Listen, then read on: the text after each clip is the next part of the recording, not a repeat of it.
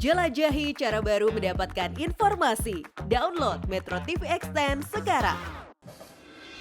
Baik, pemirsa, kami lanjutkan perbincangan malam hari ini masih bersama dengan Pak Pandana Baban, Mas Viva Yoga dan juga Mas Yunarto Wijaya. Saya ke Mas Viva, seperti yang sudah kita tanyakan, yang sudah saya tanyakan tadi, Mas Viva, kenapa akhirnya memilih ke Prabowo ketimbang ke Ganjar Pranowo? Padahal sebenarnya sudah bertemu itu antara Pak Zulhas dengan Bu Mega, ada Pak Ganjar Pranowo di situ. Kenapa ujuk-ujuk tiba-tiba ke Prabowo larinya, endingnya? Ya, sebelum proses peresmian dukungan kepada Pak Prabowo, Partai Amanat Nasional melakukan kunjungan silaturahmi bukan hanya ke PDI Perjuangan, tapi juga ke Golkar, ke Nasdem, dan juga berkomunikasi dengan partai-partai non-parliamentary threshold. Tujuannya adalah untuk menyamakan persepsi, visi, gagasan, dan kepentingan.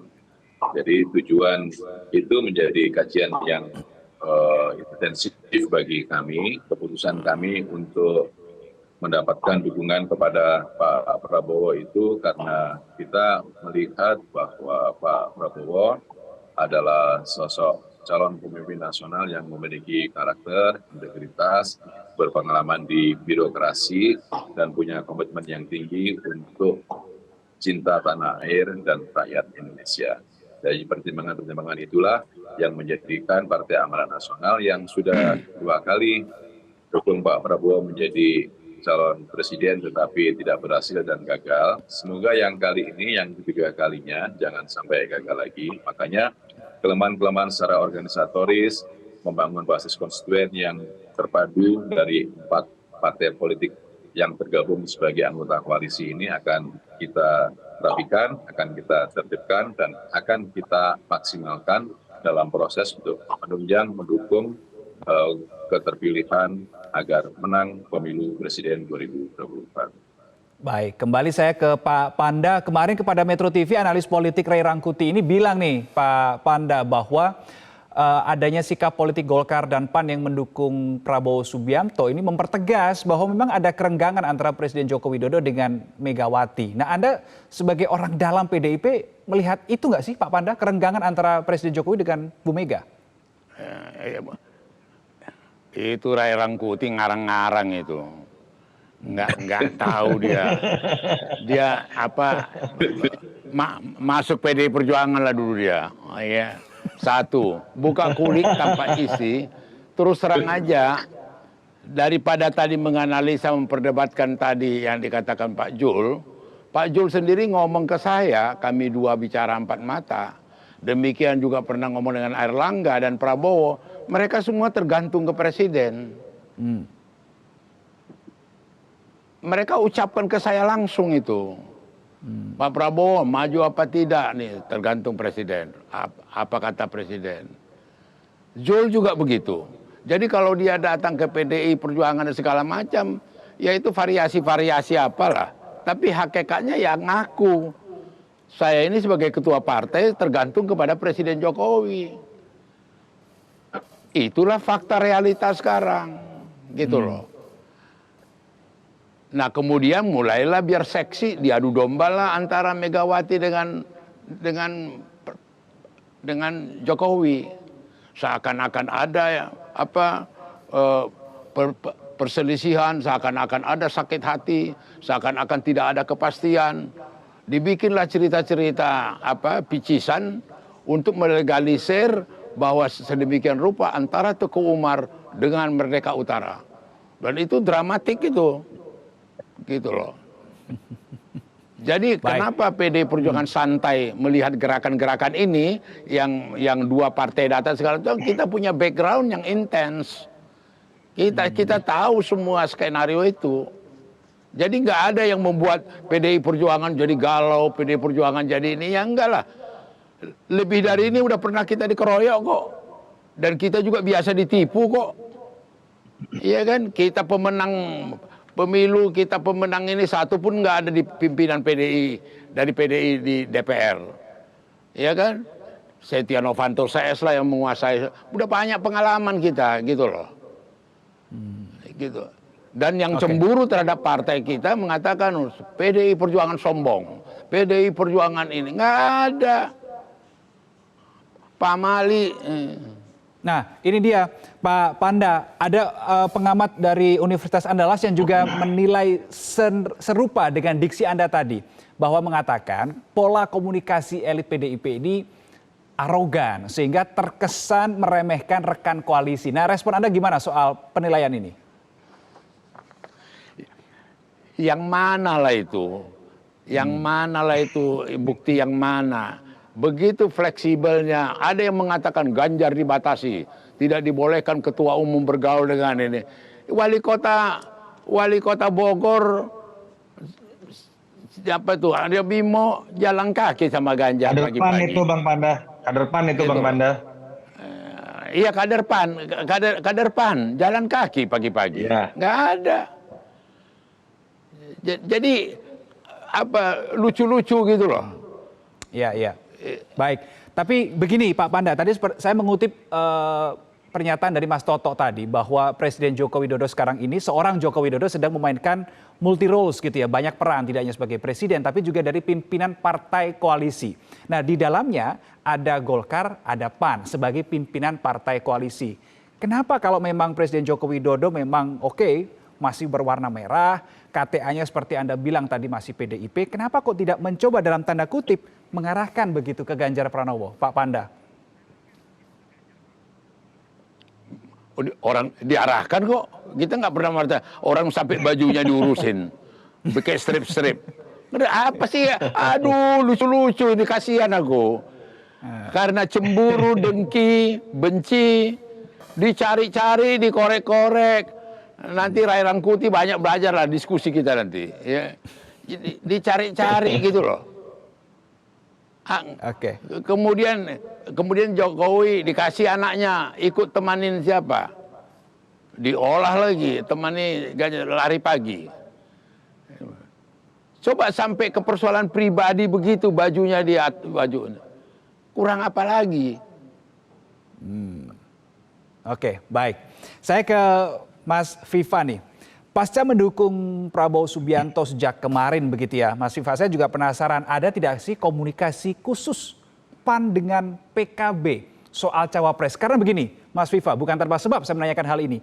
PKB ini kan sempat merasa tersinggung juga nih dengan sikap PAN yang menyodorkan nama Erick Thohir ke Prabowo tanpa permisi ke PKB saat PAN belum bergabung, belum menyatakan sikap politiknya di pemilu 2024. Mas Viva. Sebelum peresmian dukungan Partai Amanat Nasional ke Pak Prabowo sebagai calon presiden hari Minggu yang lalu, PAN dan PKB, Bang Zulkifli Hasan dan Caimin itu selalu berkomunikasi, dan kalau kemudian ada ketersinggungan sih tidak, karena antara PAN dan PKB itu adalah kekuatan representasi Islam tradisional, Islam moderat, Islam modern, dan ini akan bersatu menjadi kekuatan yang sangat luar biasa dalam proses koalisi. Jadi kalau soal calon wakil presiden, Partai Amanat Nasional menyerahkan sepenuhnya kepada keputusan calon presiden yaitu Pak Prabowo. Tentunya yang menjadi pertimbangan salah satunya adalah juga harus mempertimbangkan faktor nilai elektabilitas dari calon wakil presiden yang akan menjadi nilai kontribusi bagi calon presiden di dalam laga di Pilpres 2024. Karena apa? Karena calon presiden masing-masing ini memiliki tingkat nilai elektabilitas yang selisihnya tidak jauh, maka diperlukan nilai elektabilitas sebagai support kontribusi dari calon wakil presiden.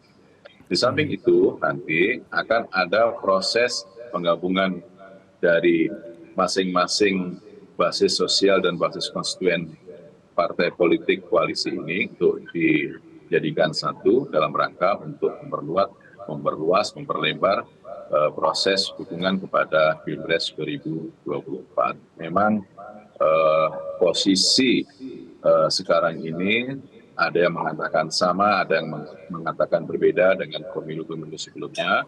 Tetapi menurut kami setiap setiap waktu memiliki peristiwa tertentu dan itu menjadi sejarah dan kita belajar dari peristiwa-peristiwa masa lalu yang akan kita perbaiki di dalam Pilpres 2024 untuk menghasilkan nilai maksimal di dalam pemenangan pemilu 2024. Baik, Mas Toto, PDIP ini kan merespon sikap Golkar dan PAN dengan menyamakan pemilu 2014 dengan konteks sekarang ini ya, dalam tanda kutip dari segi komposisi partainya. Tetapi kalau Anda lihat dari komposisi atau indikator politik lainnya ini, apakah semirip itu antara pemilu 2014 dengan konteks sekarang, Mas Toto?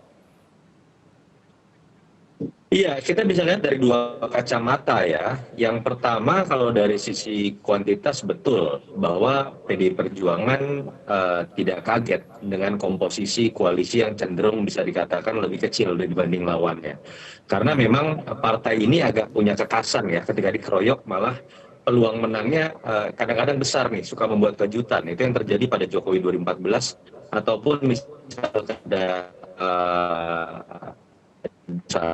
dan kalau pun sebelumnya kalau kita bicara SBY pun memenangkan pertarungan 2004 itu dengan koalisi yang jauh lebih kecil.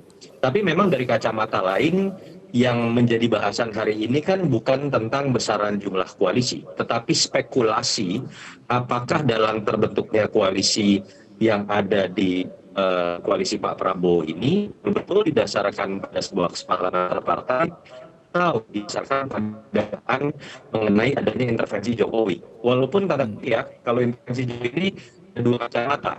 Ada yang melihat ini sebuah perencanaan yang memang muncul dari Jokowi yang berkumpul. Kalau saya menangkap dalam berupa mengucapkan Jokowi yang masuk itu menurut saya misteri itu kalau kita membaca terkait dengan rumor isu paling saya hanya berharap. Baik, oke. Mas Toto, kami mohon maaf audio Anda tidak terdengar dengan jelas di kami, tapi kami sudah dapatkan sedikit poinnya. Terakhir karena durasi kita terbatas, saya kembali ke Pak Panda. PDIP sebetulnya merasa di PHP nggak sih Pak Panda oleh Golkar? Kan beberapa waktu lalu sudah dikasih bunga kuning merah ini. Ternyata malah Golkar ke Prabowo, Pak Panda. Kenapa mesti heran Golkar ke Prabowo? Prabowo sendiri bekas Golkar kok. Ini kan nggak ada yang baru, rakyat itu sudah tahu, udah paham. Dan kemudian kalau Golkar bergabung dengan Prabowo itu tondo-tondo PDI Perjuangan menang, Ganjar terpilih. Sama seperti pengalaman yang lalu, udah gitu aja kita berterima kasih, ya kan? Ini malah tondo-tondo menurut Anda berarti ya Pak Panda ya? Untung besar kita. Iya, begitu apa paling gembira kita. Begitu bergabung Airlangga ke Prabowo, alhamdulillah. Ini kemenangan sudah di depan mata, ya kan? Oke, baik. Terima kasih politisi senior PDI Perjuangan Panda Nababan dan juga tadi ada Wakil Ketua Umum PAN Viva Yoga Mauladi dan juga analis politik Carta Politika Yunarto Wijaya sudah berbagi sudut pandang di Prime Time News malam hari ini.